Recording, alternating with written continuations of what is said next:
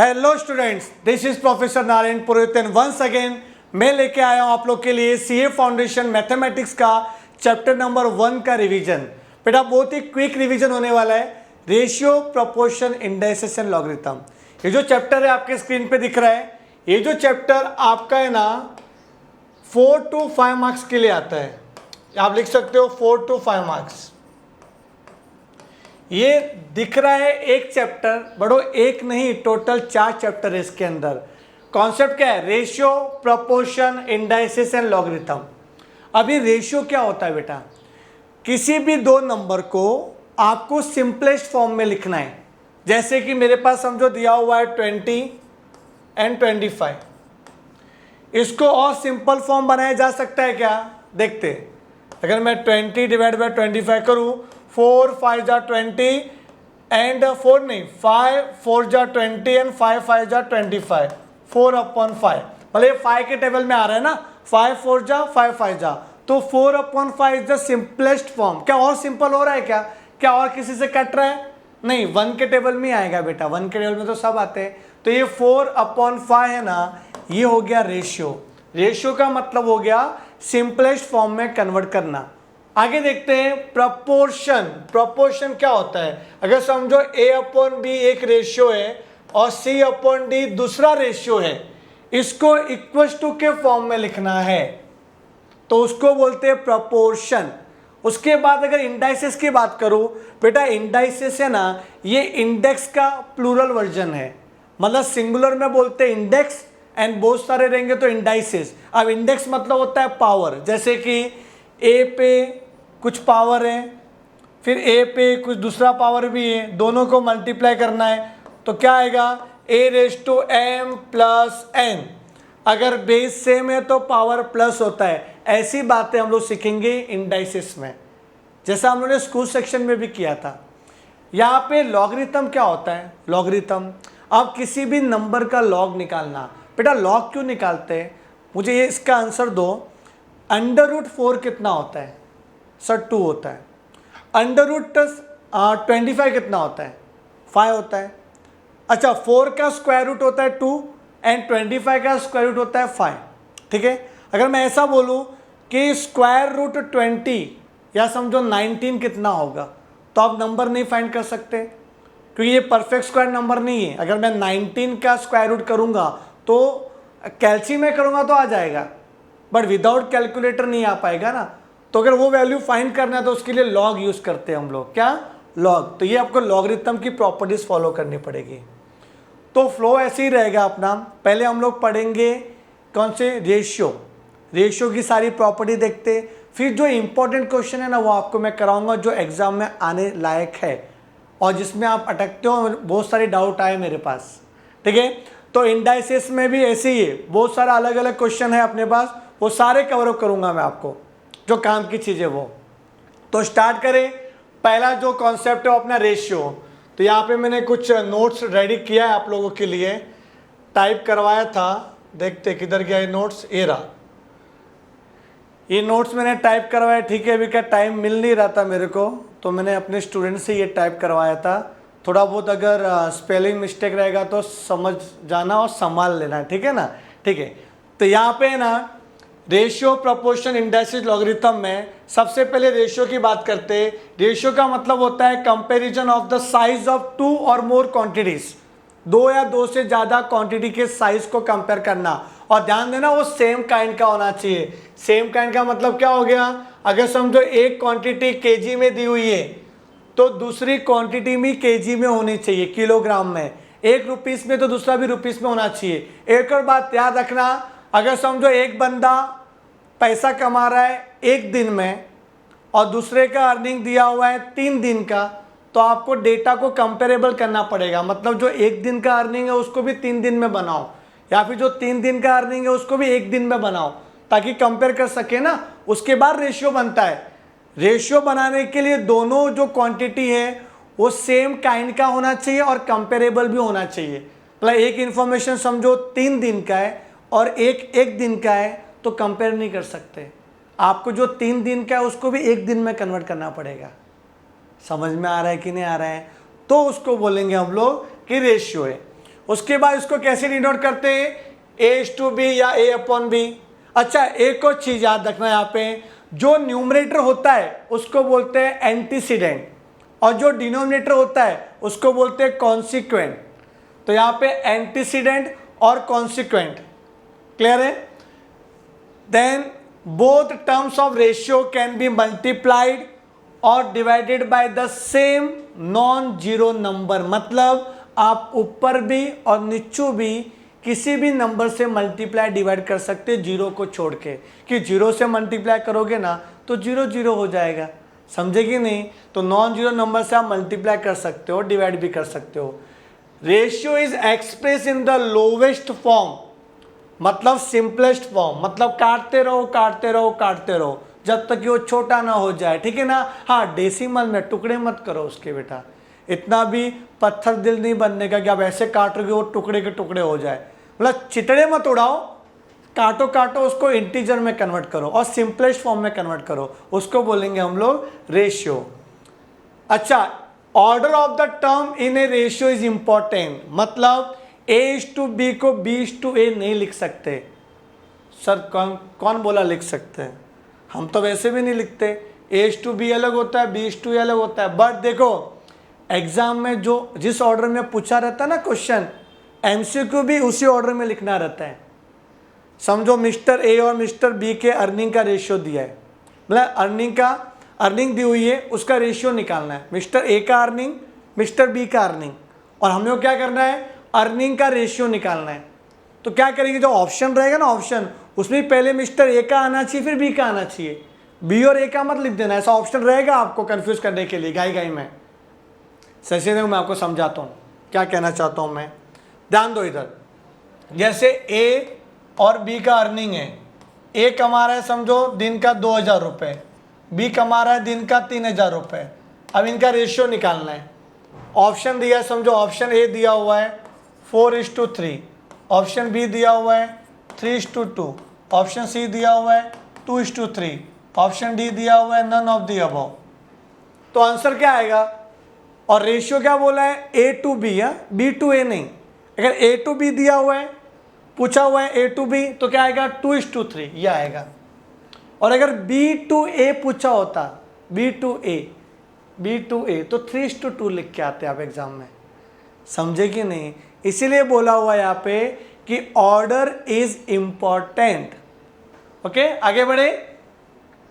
Ratio exist only between the quantities of the same kind, मतलब या तो दोनों केजी में होने चाहिए, या दोनों लीटर में होना चाहिए, या दोनों रुपीस में, या दोनों डॉलर में होना चाहिए, ठीक है ना। अब आगे देखो ये वाला, if A quantity increases decreases in the ratio A/B, मतलब कोई भी क्वांटिटी बढ़ रही है या कम हो रही है, कौन से रेशियो में, A/B में। तो नया क्वांटिटी फाइंड कैसे करेंगे, तो new quantity equals to B/A of the original quantity. Sir ये समझ में नहीं आया क्या है, तो समझाता हूं मैं इसको अच्छे से, ध्यान देना। यहाँ पे एक बंदा है, ये बहुत ही मोटा था, चलो बंदी ले लेता हूं, ये बंदी है, ये बहुत ही मोटी थी, ठीक है। इसने सोचा कि मैं अभी जिम चालू करती हूँ। जिम वाले सर ने बोला कि आप है ना, आप कंटिन्यू 6 महीने तक जिम करो और हम प्रॉमिस करते हैं कि आपका जो वेट है ना वो लॉस करेंगे 3:2 रेशियो में। 3:2 रेशियो में आपका वेट लॉस होगा। और अभी जो इसका वजन था ना, वो वजन था 90 kg। कितना था, 90 kg। 90 किलो की ये महिला है, इसको वजन कम करना है। तो जिम वाले सर ने बोला कि हम रिड्यूस कर लेंगे 3:2 रेशियो में। तो मुझे ये बताओ कि नया वजन क्या होगा, न्यू क्वांटिटी क्या होगी। तो ये A/B रेशियो दिया हुआ है, तो मैंने फॉर्मूला क्या लिखवाया, B/A। B मतलब 2 और A मतलब 3, तो B/A of the original quantity. Original कितना था, वो 90 की थी, तो देखो 3 3 90, तो देखो 60 kg की हो गई। ओके, तो ये 60 kg की हो गई। अच्छा, इसको ऐसे कर सकते हैं, इसको एक और करने का तरीका था, पहले 90 kg था ना, यही क्रॉस मल्टीप्लाई कर दो ना कैल्शियम में, 90 इंटू 2/3, तो क्या आ जाएगा 60 kg। तो क्लियर है अपने को, पक्का। चलो आगे बढ़ते हैं। सम प्रॉपर्टीज ऑफ रेशियो क्या है, अब ये प्रॉपर्टी ध्यान देना, टाइप्स ऑफ रेशियो समझो। अगर यहाँ पे ऐसा लिखा हुआ है कि A/B एक रेशियो है, अगर A और B दोनों इक्वल है तो उसको बोलते हैं इक्वालिटी रेशियो।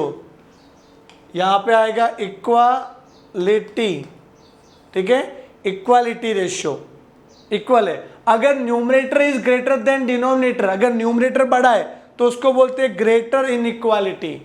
अगर न्यूमरेटर छोटा है तो उसको बोलते हैं लेसर इनइक्वालिटी। एग्जांपल दे दूं मैं, अगर 1:1 दिया है तो इक्वालिटी रेशियो, अगर समझो 3:2 दिया हुआ है तो ग्रेटर इनइक्वालिटी रेशियो, अगर यहाँ पे समझो 5:7 है तो क्या आएगा लेसर इनइक्वालिटी रेशियो।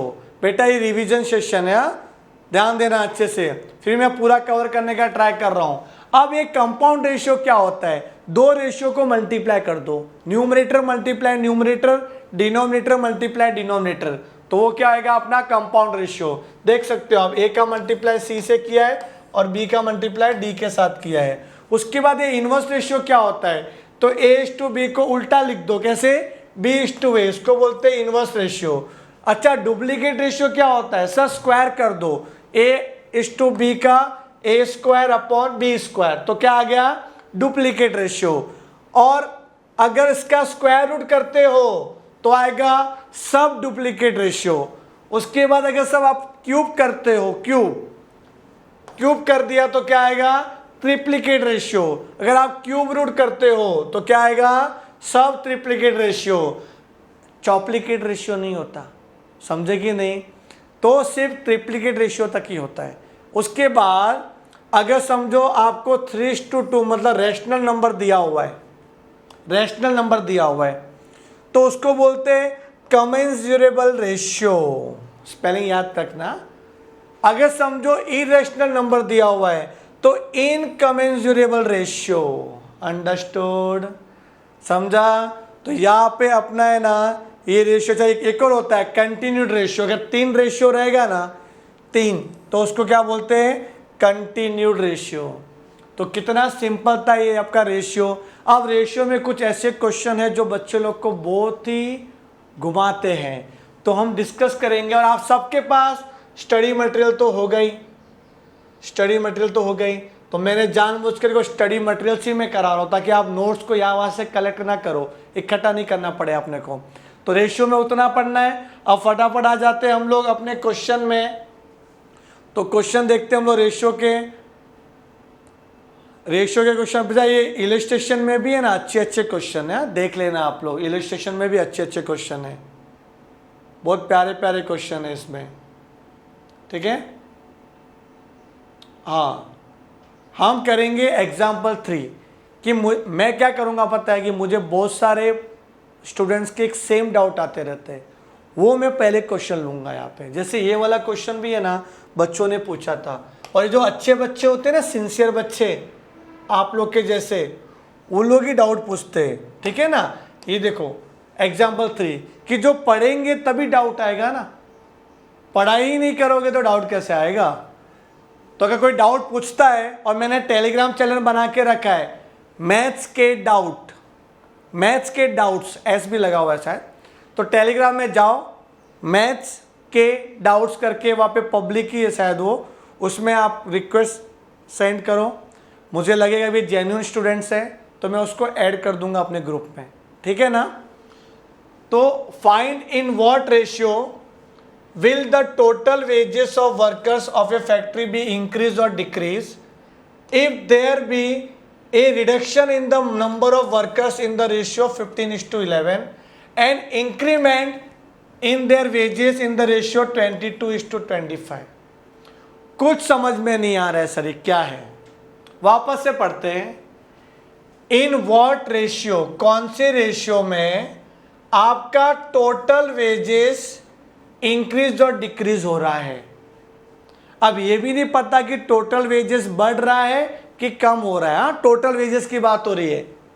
अब कंडीशन क्या दिया हुआ है कि आपने अपने नंबर ऑफ वर्कर्स में ना रिडक्शन कर दिया। कौन से रेशियो में? 15:11 में।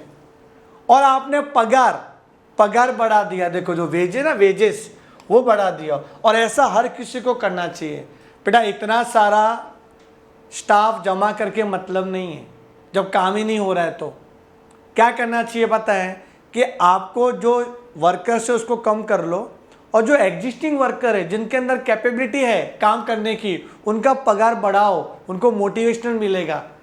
तो जब मोटिवेशनल मिलेगा, पैसा आएगा तो और अच्छे से काम करेगा। क्लियर है कि नहीं? तो यहाँ पे क्या हो रहा है कि समझो आप ये अज्यूम करो कि आपके पास जो ओरिजिनल नंबर ऑफ वर्कर्स है वो x है। क्या है? x कौन है? ये वर्कर्स। मैं शॉर्टकट तरीके से सॉल्व करा रहा हूं आपको।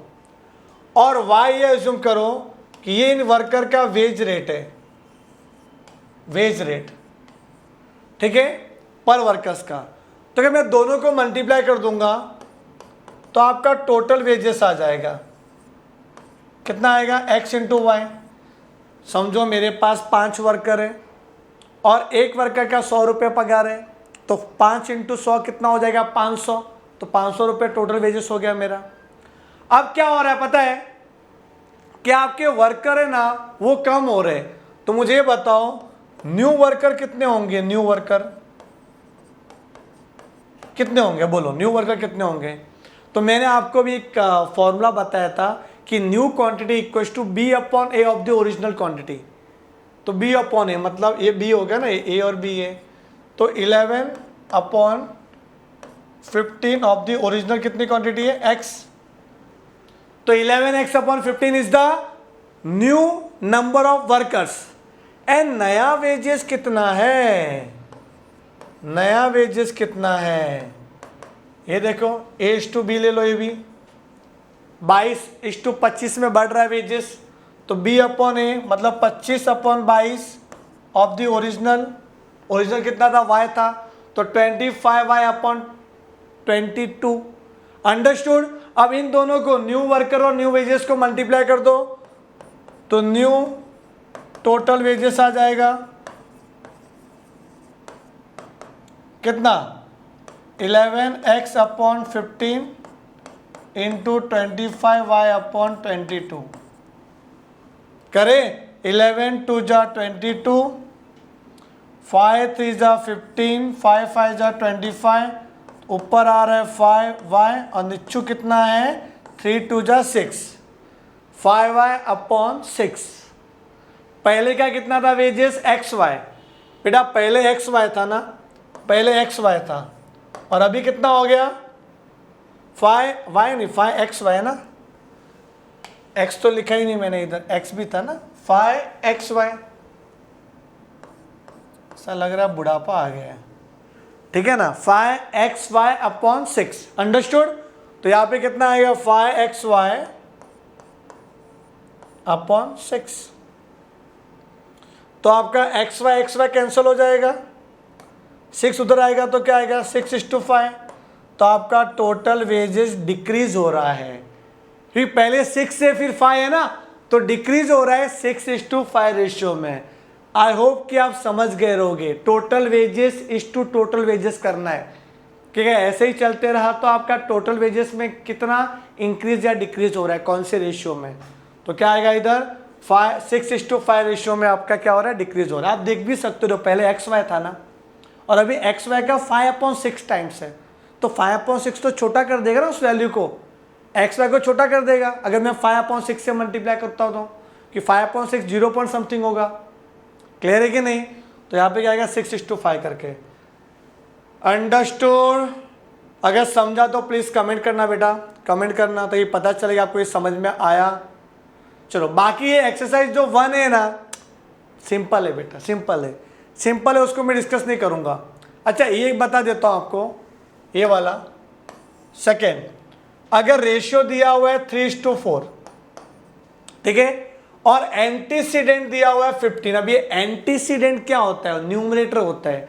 अगर न्यूमरेटर दिया हुआ है 15 तो कॉन्सिक्वेंट कितना होगा उसको x ले लो और सॉल्व कर लो, समझे कि नहीं। वही रेशियो क्या हो गया 15/x। तो यहाँ पे अगर क्रॉस मल्टीप्लाई करेंगे तो 3x इक्वल्स टू 15 4 जा 60 होगा, x इक्वल्स टू कितना हो जाएगा 20। तो आंसर क्या आएगा, option D is correct. Okay, मैं आगे बढ़ रहा हूँ, बढ़ते चलो, ये सब सिंपल है, इसमें टाइम पास नहीं होना चाहिए। क्वेश्चन नंबर 10 भी मुझे बहुत सारे बच्चे पूछ चुके हैं। तो क्वेश्चन नंबर 10 क्या बोल रहा है, द रेशियो कंपाउंडेड ऑफ 4:9। मतलब आपको एक कंपाउंड करना है, किसका करना है 4/9। डुप्लीकेट रेशियो ऑफ 3:4 मतलब 9/16। ओके, ट्रिप्लीकेट रेशियो ऑफ 2:3 मतलब 8/27 इंटू 9/7 का ट्रिप्लीकेट नहीं करना है, सिर्फ ट्रिप्लीकेट रेशियो ऑफ 2:3 बोला था। 2:3 का ट्रिप्लीकेट मतलब क्यूब करना है, क्यूब किया, फिर 9/7 को ऐसे ही रखना है। अब कैंसिल कर दो, क्या आएगा 9 9 गया, 4 4 जा 16, 4 2 जा 8, 9 3 जा 27, ऊपर आ गया 2 और नीचे है कितना 21 है क्या। Yes, option C is correct. Understood. तो ट्रिप्लीकेट रेशियो दोनों का नहीं करना था, ध्यान देना उसको। आई होप कि आप समझ रहे हो। अच्छा, ये वाले क्वेश्चन में क्या करना चाहिए पता है, मैं आपको बता देता हूँ, आप कर लेना बाद में। ये वाले क्वेश्चन में आपको सिर्फ वैल्यू पुट करना है, ए की जगह पे 3, बी की जगह पे 4 यहाँ पे, और आपको आंसर आ जाएगा। ठीक है, वैल्यू पुट करना है यहाँ पे और कुछ भी नहीं है। उसके बाद डिवाइड करने तो आते हैं। हाँ, क्वेश्चन नंबर 16 करते। 16 में आपको है ना बेसिक पे फोकस किया हुआ कि रेशियो एक्चुअल में होता क्या है। अगर आनंद कमा रहा है 80 रुपये 7 घंटे में और प्रमोद कमा रहा है 90 रुपये 12 घंटे में, तो उनके अर्निंग का रेशियो क्या होगा। भोजन क्या करते 8:9 लिख के आ जाते, 8:9, ऑप्शन सी, जो कि गलत है। Data is not comparable form. अरे आनंद भाई कमा रहे 7 घंटे में ना, और तुम कमा रहे हो 12 घंटे में, तो तुम मेरे लेवल में नहीं हो। आप पर आवर का अर्निंग निकाल दो, दोनों का पर आवर का अर्निंग कैसे निकालोगे, देखो 80 इन 7 आवर्स, तो 80:7, 80/7, तो 1 घंटे का अर्निंग आ जाएगा। इस टू ये 90 रुपये कमा रहा है 12 घंटे में, तो पर आवर आ जाएगा 90/12। अब इसको कंपेयर करेंगे 80/7 इंटू करेंगे ना डिवाइड को, तो आगे वाला ऊपर नीचे हो जाएगा, 12/90 हो जाएगा। फिर यहाँ पे 0 0 गया, कुछ कट रहा है क्या, हाँ 3 3 जा 9, 3 4 जा 12, 8 4 जा 32, 7 3 जा 21, 32 21 किधर है भाई, ये किधर गया, हाँ 32 21। Option A is correct, option A is correct. समझ में आ रहा है क्या आपको, पक्का पक्का समझा बेटा। अभी ये वाला क्वेश्चन मैं कराता हूँ जो बहुत बार आता है, 18 वाला क्वेश्चन। 18 करने का तरीका समझो अभी आप कैसे करेंगे। क्वेश्चन नंबर 18 क्या बोल रहे हैं बेटा, ध्यान देना इधर, ये अच्छा क्वेश्चन है।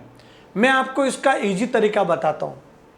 बहुत जन ये भी क्वेश्चन पूछा है मेरे से, PQR are 3 cities. The ratio of average temperature between P and Q is 11:12. P और R का टेम्परेचर दिया 9:8, तो Q एंड R का टेम्परेचर क्या होगा, टेम्परेचर क्या होगा बेटा, ध्यान दो इधर, PQR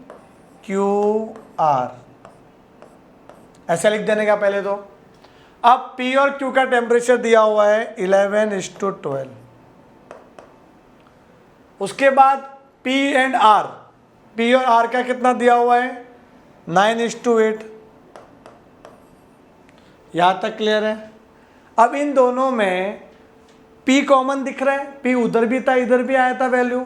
अब इसको ना सेम बनाओ, कैसे सेम बनाते देखना, मैं अलग कलर से लिखता हूँ यहाँ पे, मैं सेम बना रहा हूँ। कैसे, ये 11 ये 9 है, तो अगर मैं इसमें इंटू 9 करता हूँ और इसमें इंटू 11 करता हूँ तो ये दोनों मिलके क्या हो जाएंगे 99, समझे। बट मैथ्स का रूल क्या पता है, आप कॉमन नंबर को न्यूमरेटर डिनोमिनेटर दोनों में मल्टीप्लाई करना पड़ेगा।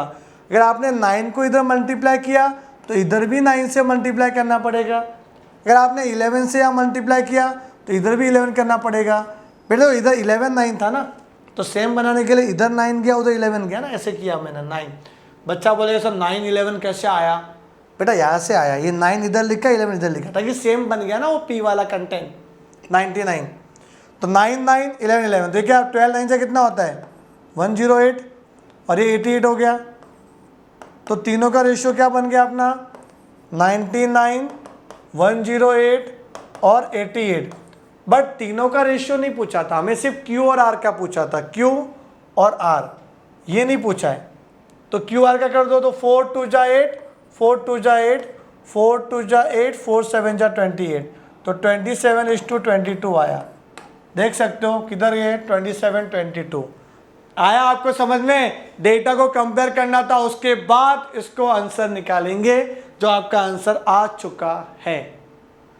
आई होप कि आपको समझ गया रहेगा। ये इसी टेक्निक से एक साथ करना है इसको। और 19 तो भी क्या बताऊं बेटा, ये अगर मैं बताऊंगा तो आपको बुरा लग जाएगा। बेटा ये सीधा वैल्यू पुट करना है इधर, ठीक है ना, तो इस पर डिस्कस नहीं करते। अब जो डिस्कशन करना है ना बेटा, ये जो मैं रेशियो करा रहा हूँ ना, ये मैं 2 क्वेश्चन के लिए करा रहा हूँ। इस पूरे में ना, पूरे में कितने क्वेश्चन, टोटल 25 क्वेश्चन है। इस पूरे 25 क्वेश्चन में 20 और 21 ही इंपॉर्टेंट है। और मुझे ऐसा लगता है कि आपके ये सितंबर अटेम्प्ट में इन दोनों में से कोई एक क्वेश्चन आ सकता है, ऐसा मुझे लगता है। और फिर जब सितंबर में एग्जाम होगी ना, तो प्लीज़ मुझे कमेंट करके बताना कि ये दोनों में से कोई एक क्वेश्चन आया था कि नहीं आया था, मुझे भी मोटिवेशनल मिलेगा, ठीक है। तो ये क्वेश्चन देखते क्या है ये। अब ये क्वेश्चन बच्चा है ना सब रट्टा मार के जाते हैं। मुझे बहुत दुख होता है कि आप लोग है ना एक क्वेश्चन पढ़ते ही है ना आंसर याद ही हो गया इसका आंसर, सर ये PQ/P+Q आएगा। क्या मैं सही बता रहा हूँ? ऑप्शन सी आएगा। ये सेम क्वेश्चन या सिमिलर क्वेश्चन अगर आपके एग्जाम में आ जाता है ना तो माइंड ब्लैंक हो जाता है। क्यों? कि आपको आदत पड़ गया है स्टडी मटेरियल देखने का, क्वेश्चन नंबर भी याद हो गया रहेगा और ऑप्शन भी याद हो गया रहेगा। ये सेम चीज़ नए पेज पे लिख के आएगा ना तो आप नहीं कर पाओगे। ऐसा होगा बेटा आप लोग के साथ भी। तो प्लीज़ अच्छे से देखना इसको कि मैं ये सॉल्व कैसे करता हूँ। Question number 20, PQ is the sub duplicate ratio of P minus x square and Q minus x square। ध्यान दो यहां पर, P/Q, बेटा यहां फोकस करना। P/Q is the sub duplicate of P minus x square और Q minus x square। अच्छा ये सब डुप्लीकेट था। अब मुझे यह बताओ, अगर मुझे बीच में इक्वल टू यूज करना है, इक्वल टू में लिखना है, तो मैं किसको स्क्वायर करूंगा? लेफ्ट हैंड साइड को स्क्वायर करूंगा कि राइट हैंड साइड को स्क्वायर करूंगा? मेरा क्वेश्चन ये है आपसे कि अगर ये सब डुप्लीकेट है इसका, तो मुझे यहाँ पे इक्वल टू लिखना है, तो किसको स्क्वायर करूंगा? ये सब डुप्लीकेट है इसका, तो छोटा कौन है? लेफ्ट हैंड साइड वाला। बेटा लेफ्ट हैंड साइड वाला इज द सब डुप्लीकेट, तो छोटा ही है ना ये सब डुप्लीकेट छोटा होता है बेटा, डुप्लीकेट बड़ा होता है। तो सब डुप्लीकेट है इसका। तो जब इक्वल टू पे बैठना है तेरे को, तो भाई तेरे को स्क्वायर होना पड़ेगा। तेरी औकात है क्या इसके सामने बैठने की? तू तो सब डुप्लीकेट है बेटा। अब तू इक्वल टू रहेगा तो बाजू में बैठ सकता है ना। ये बातें समझनी पड़ेगी अपने को। मैं आपको एग्जांपल देता हूं। ये क्या किया मैंने, आपको ये मालूम रहेगा, देखो आपको ये मालूम रहेगा कि सब डुप्लीकेट और डुप्लीकेट क्या होता है। अगर मैं यहाँ लिखूं कि 5/3 is the sub duplicate of 25/9, सही बोल रहा हूं मैं? 5/3 is the sub duplicate of 25/9। तो अगर मुझे इसको इक्वल टू के फॉर्म में लिखना है, अगर मुझे यहाँ पे इसको हटाना है, इसको हटाना है और यहाँ पे इक्वल टू लिखना है, तो ऑब्वियसली इसी को स्क्वायर करोगे ना। समझे कि नहीं? तो ऐसा सोच लेना कभी भी, अगर आप अटक जाओ एग्जाम में तो कोई भी रैंडमली नंबर लेके सोच के देखो। सही, तो टाइम इतना कम बचा रहता है हमारे पास और आप बोलते कोई भी नंबर लो, बेटा करना ही पड़ेगा ना। उसके लिए एग्ज़ाम देने से पहले आप है ना जो बेसिक एग्ज़ाम दे दो, ये जो अपने प्रीलियम होते हैं, राइटिंग प्रैक्टिस करो, ठीक है? ये सब करना है। हम लोग बता के थक गए आप लोग को। हाँ, तो यहाँ तक क्लियर है कि नहीं? अभी कुछ भी नहीं है। अब ये होने के बाद क्या करना है? स्क्वायर करके क्रॉस मल्टीप्लाई करके आंसर आ जाएगा। अच्छा करा दूँ क्या मैं आपको? चलो करा देता हूँ इसको, ठीक है, करा देता हूँ। भाई ये क्या हो रहा है? हटाओ, यहाँ पे आ जाते हैं। बताओ क्या था क्वेश्चन अपना? ये क्वेश्चन नंबर क्या था? Question number 20, P upon Q, P minus x square, Q minus x square.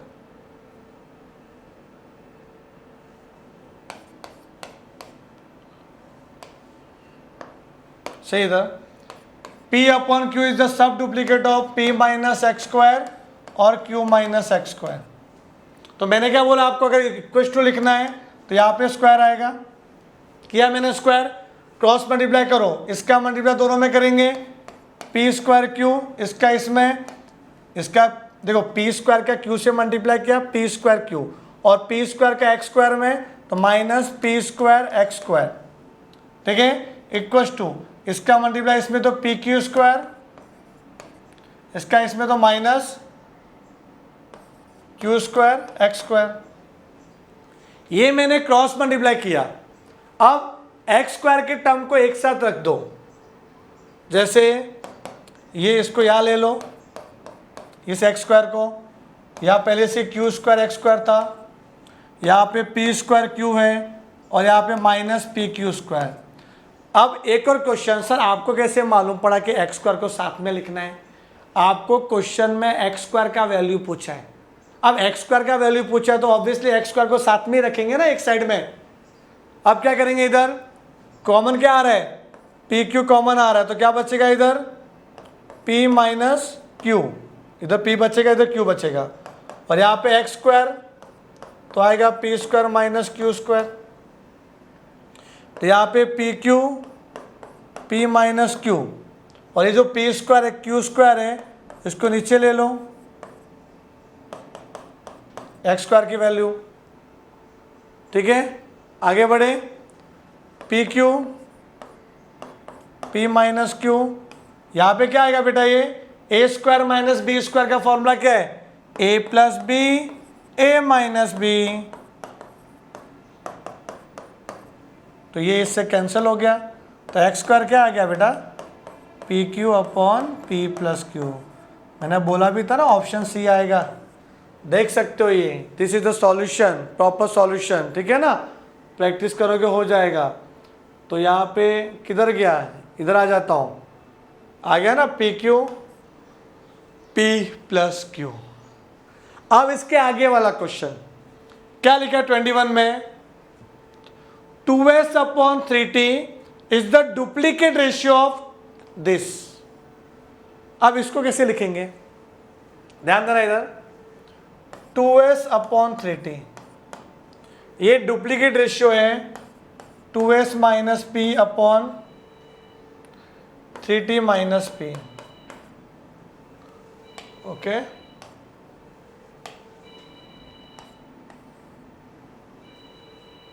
वो 2s था,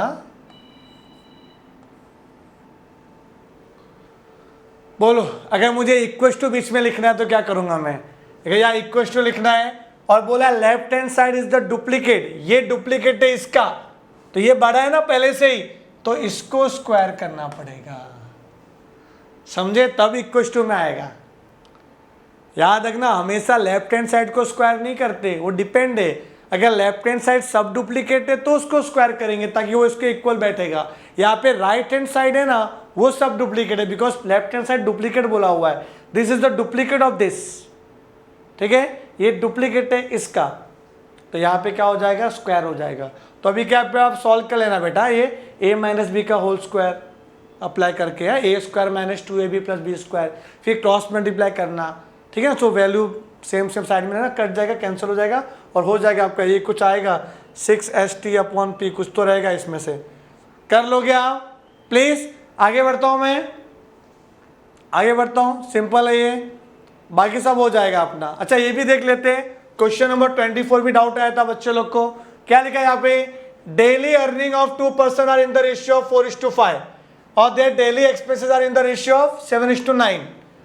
अर्निंग का रेशियो दिया हुआ है, एक्सपेंस का भी रेशियो दिया हुआ है, और हमें क्वेश्चन में पूछा है कि अर्निंग कितनी होगी और सेविंग हो रही है 50 रुपीज़ की। कुछ इक्वेशन बन रहा है क्या, इक्वेशन अर्निंग, एक्सपेंस, सेविंग, क्या इक्वेशन बनेगा? इक्वेशन ये बनेगा, अगर आप अर्निंग है ना, अर्निंग में से अगर आप सेविंग माइनस करते हो, देखो earning minus saving equals to आ जाता है एक्सपेंसेस। अब अर्निंग का तो रेशियो दिया हुआ है, क्या दिया रेशियो अर्निंग का, 4:5, और सेविंग दिया हुआ है 50 रुपये, और एक्सपेंस का रेशियो दिया हुआ है 7:9।